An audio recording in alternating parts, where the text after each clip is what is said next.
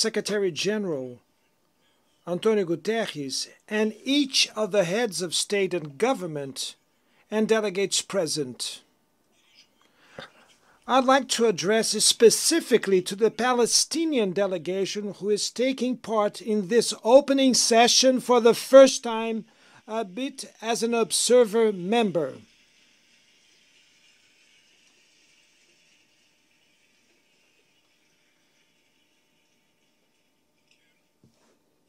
I'd like to also mention President Abbas attending this meeting. Ladies and gentlemen, the day before yesterday, here in this very plenary, we adopted the Pact for the Future. Its difficult approval shows the weakening of our collective capacity for negotiation and dialogue. Its limited scope is also an expression of the paradox of our time.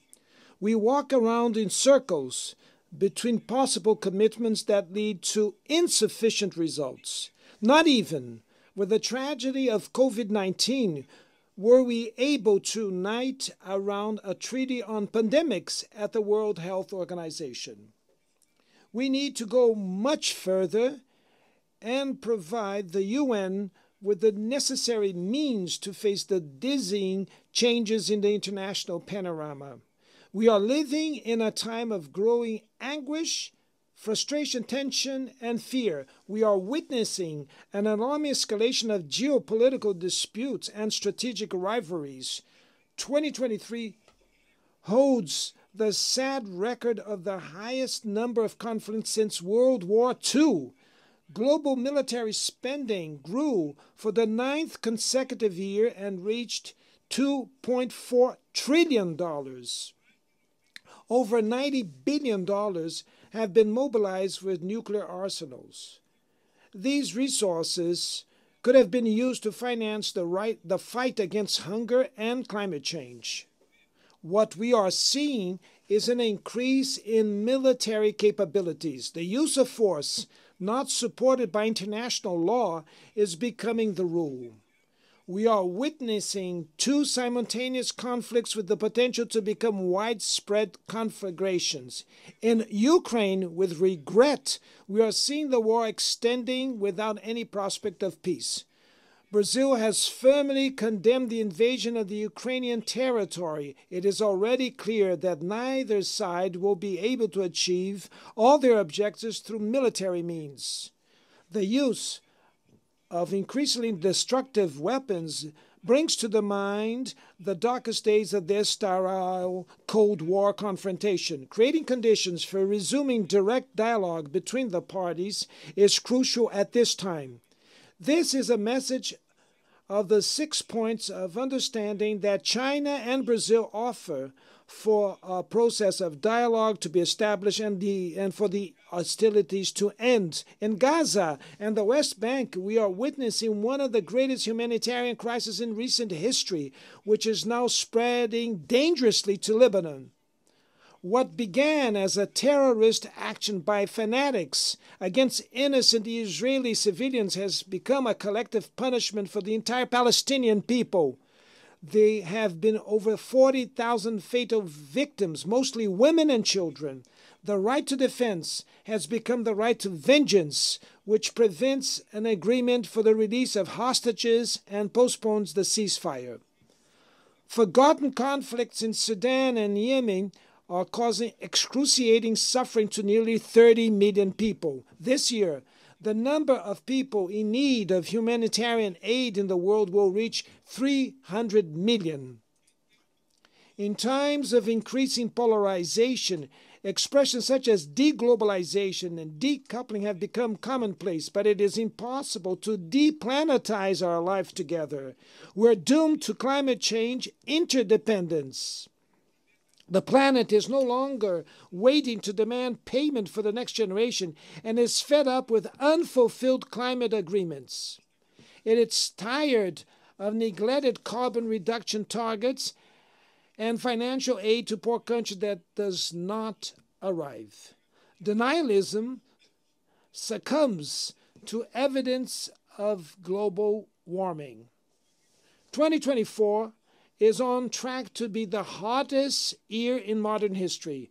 Hurricanes in the Caribbean, typhoons in Asia, droughts and floods in Africa, torrential rains in Europe leave a trail of death and destruction. In the south of Brazil, we had the biggest flood since 1941. The Amazon is experiencing the worst drought in 45 years.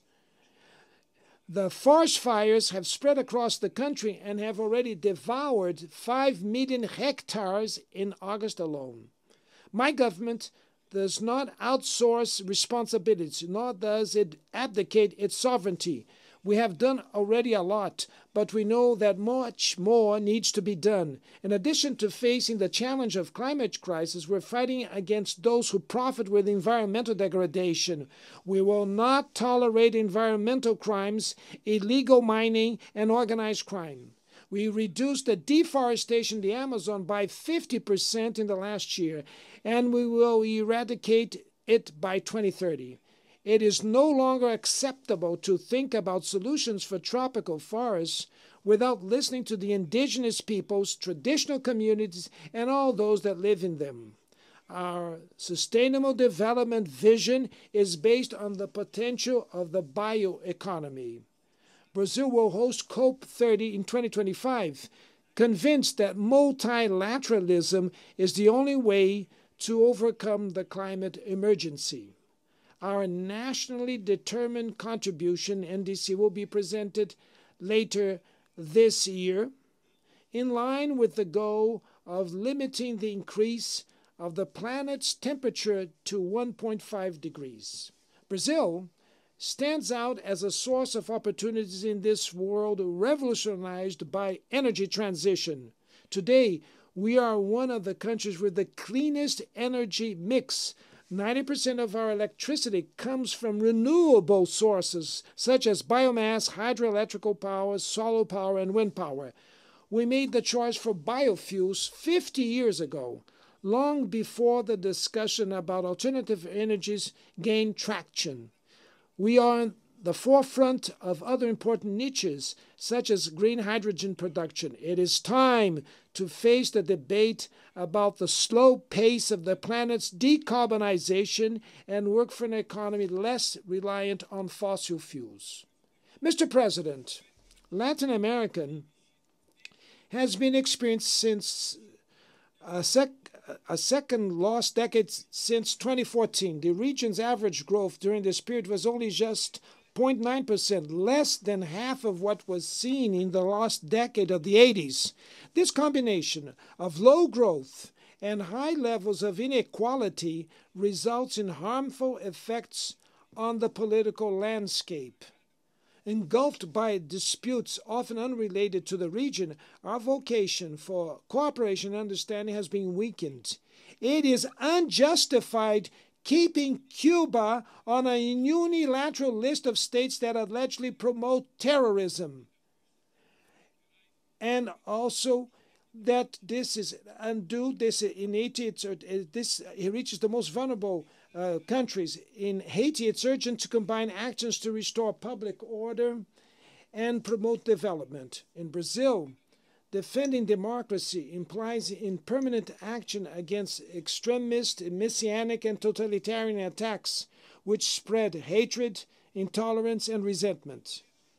It was on its behalf that Brazilians defeated dictators and tyrants who tried to undermine institutions and put them at the service of reactionary interests.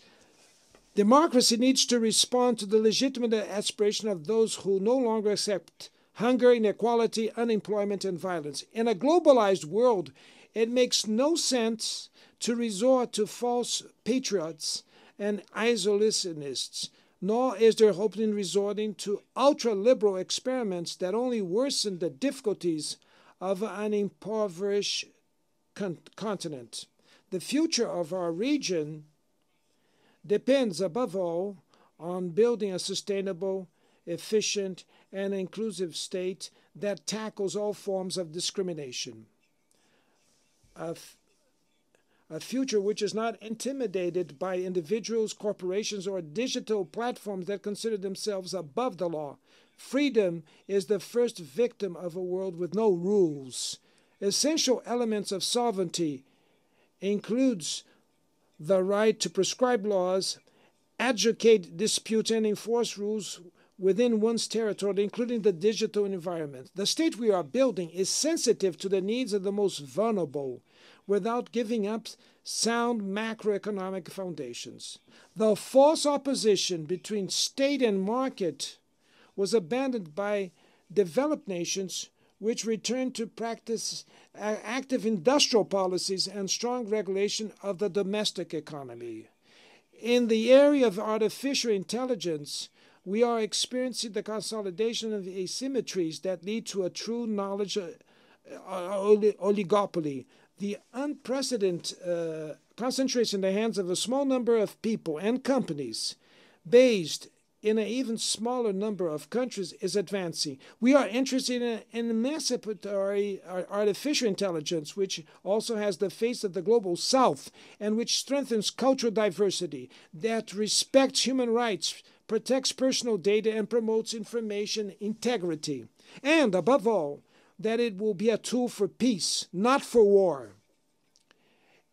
We need an intergovernmental governance of artificial intelligence in which all states have a seat. Mr. President, conditions for accessing financial resources remain prohibitive for most low and middle income countries. The debt burden limits fiscal room to invest in health and education, reduce inequalities, and address climate change. African countries borrow at rates up to 8 times higher than Germany and 4 times higher than the United States. It's a Marshall Plan in reverse, in which the poorest finance the richest. Without greater participation of the developing countries in the management of the IMF and the World Bank, there will be no effective change. While the Sustainable Development Goals lag behind, the world's 150 largest companies have collectively made up to $1 trillion in profits over the last 2 years. The fortunes of the top 5 billionaires have more than doubled since the start of this decade, while 60% of humanity has become poor. The super rich pay proportionally much less tax than the working class. To remedy this anomaly, Brazil has insisted on international cooperation to develop minimum global taxation standards. The data released by FAO 2 months ago on the state of food insecurity in the world is shocking.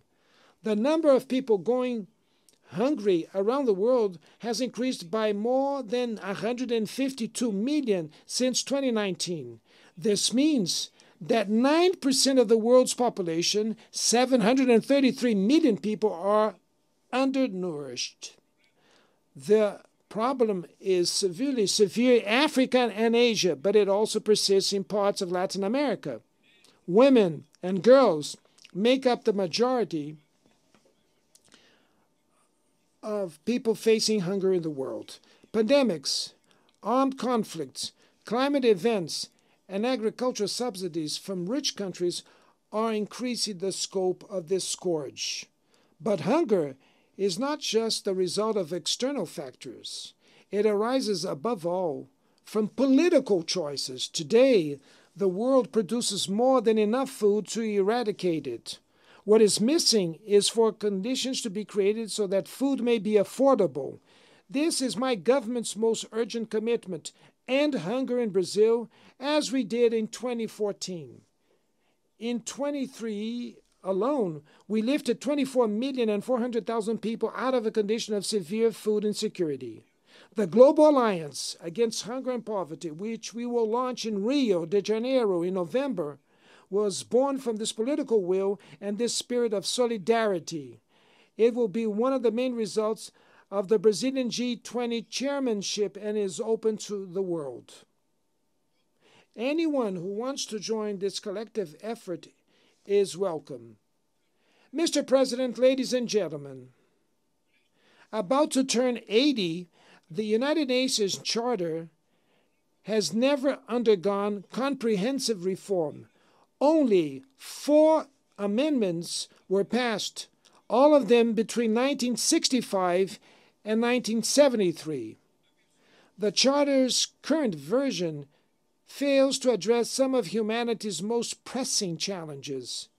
When the UN was founded, we were 51 countries. We are now 193 countries.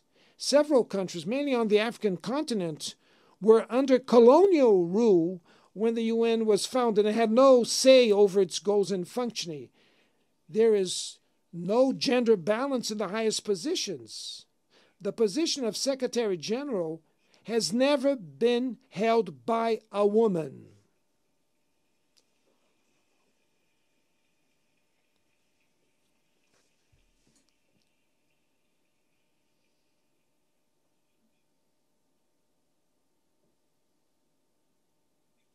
We are approaching the end of the first quarter of the 21st century, with the United Nations increasingly empty and paralyzed.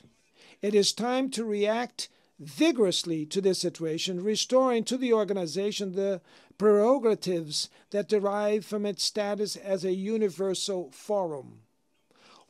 One-off adjustments are not enough. We need to think about reviewing and revising the Charter comprehensively. The reform should include the following goals: transforming the Economic and Social Council into the main forum for dealing with sustainable development and the fight against climate change with a real capacity to inspire financial institutions. Revitalizing the role of the General Assembly, including in matters of international peace and security. Strengthening of the Peace-Building Commission. Reform of the Security Council, focusing on its composition, working methods, and veto powers in order to make it more effective and representative of contemporary realities. Excluding Latin America and Africa from the permanent seats of the Security Council is an unacceptable echo of domination practices from the colonial past. Let's promote this discussion in a transparent way.